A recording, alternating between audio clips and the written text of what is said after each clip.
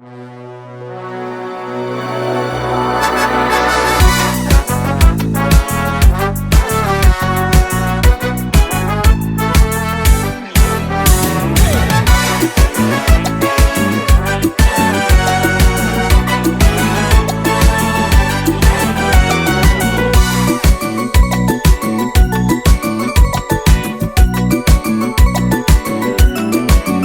اصلا برق نگات با بقیه فرق داشت، یه جوری که نمیشد چشم ازش برداشت.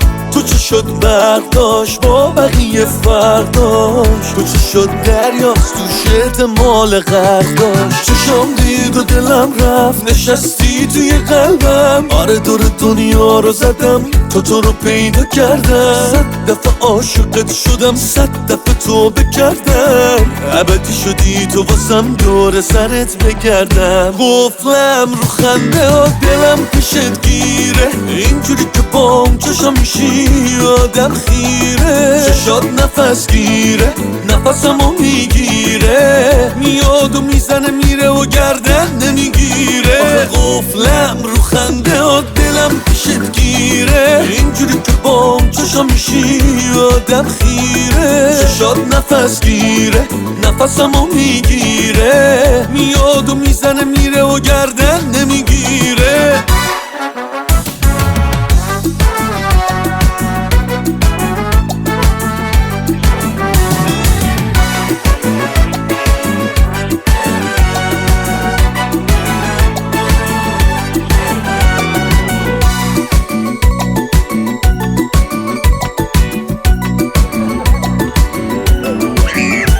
بیا پیش خودم هرچی که شد فدا سرم فدا سرت، تا همه بدونن هیشکی نیاد دور و برت. آخه اونا که نمیدونن چه آتیشی زدی دل عاشق من با اون چشای محشره. چشام دید و دلم رفت نشستی توی قلبم، آره دور دنیا رو زدم تو